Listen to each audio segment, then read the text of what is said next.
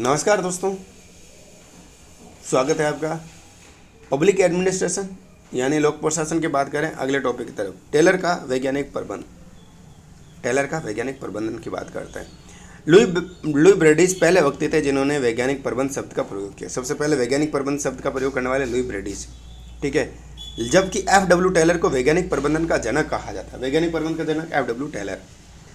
Taylor के सामने मुख्य समस्या कम उत्पादन की थी। कौन से उत्पादन की थी? कम उत्पादन। भाई टेलर के सामने एक समस्या दी गई, बुलाया गया इनको कि साहब कम उत्पादन हो रहा है, इसका कारण का पता लगाओ।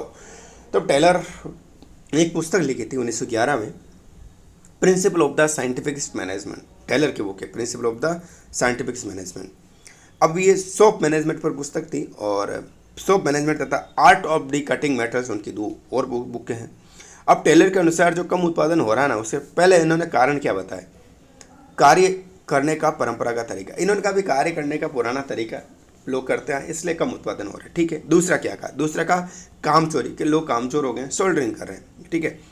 टेलर ने काम तरीकों को सोल्डरिंग कहा और टेलर के अनुसार काम चोरी भी दो प्रकार की बताई उन्होंने, कि काम चोरी भी दो प्रकार से हो सकती है। भाई कैसे? एक तो प्राकृतिक काम चोरी, नेचुरल, कोई बीमार हो जाए। टेलर के अनुसार व्यक्ति को थकान हो जाना तो बीमार हो जाने के कारण कार्य कम करता है तो उससे प्राकृतिक काम चोरी कहा जाता है। भाई ठीक है, नेचुरली बीमार हो गया अलग बात है। दूसरा है व्यवस्थित चोरी। व्यवस्थित काम चोरी कैसे करेंगे? Systematic soldering.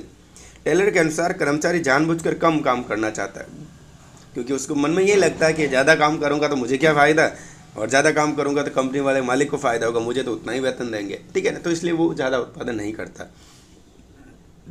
ठीक है। टेलर के अनुसार मजदूर ये सोचता है कि अधिक उत्पादन का फायदा केवल मालिक को प्राप्त होता है, तो अधिक कार्य करने पर साथी कर्मचारी की छंटनी भी हो सकती है। ज़्यादा करेंगे तो मेरे जो साथी हैं उनसे मेरे को अलग कर देंगे, इसलिए वो कम करते हैं। टेलर ने संगठन में उत्पादन में वृद्धि करने के लिए जिन तकनीकों को अपनाया उन्हें वैज्ञानिक प्रबंध कहा जाता है। अब वैज्ञानिक प्रबंध की पूर्व मान्यता की बात करें, पहले परिकल्पनाएं क्या थी, जो ये इन्होंने जो प्रैक्टिकल किया उससे पहले की। संगठन में वैज्ञानिक तरीके का उपयोग कर उत्पादन में वृद्धि की जा सकती है। वैज्ञानिक तरीके का प्रयोग करके हम उत्पादन में वृद्धि बढ़ा सकते हैं, यानी प्रोडक्शन बढ़ा सकते हैं।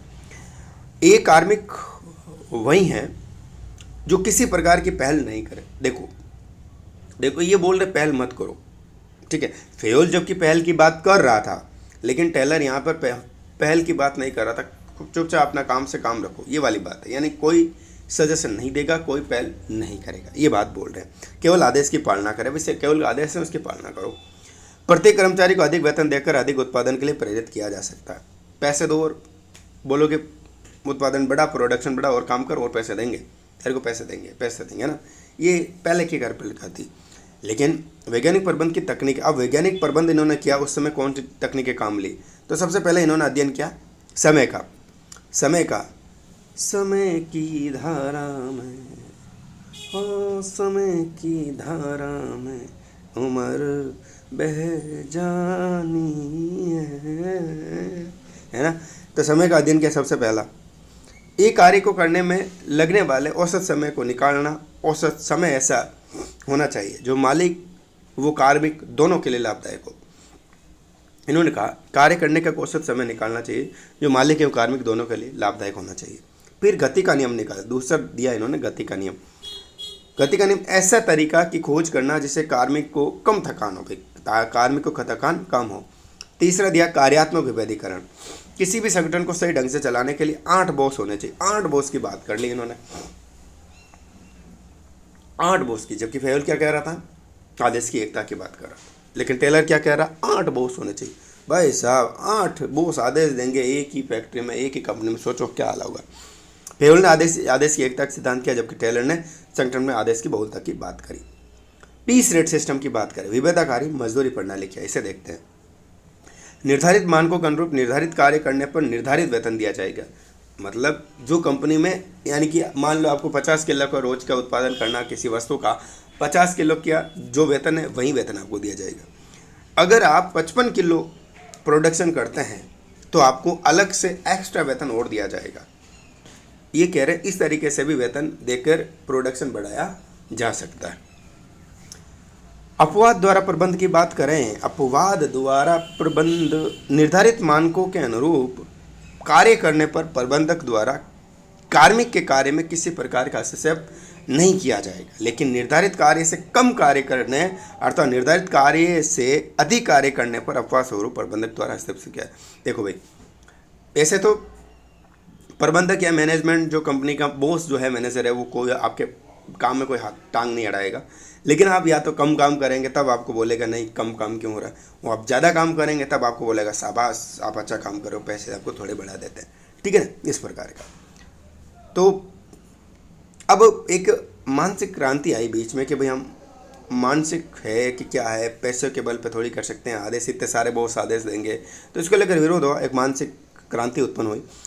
प्रबंधक का परंपरागत विचार ये है कि सभी कार्मिक कामचोर होते हैं, जबकि कार्मिक का परंपरागत विचार ये है कि प्रबंधक शोषक होता है। दोनों में अब जो काम कर रहे हैं फैक्ट्री में वो सोचते हैं कि बॉस हैं, कंपनी के मालिक हैं, जो हमारा शोषण कर रहे हैं, हमें टॉर्चर कर रहे हैं, ठीक है।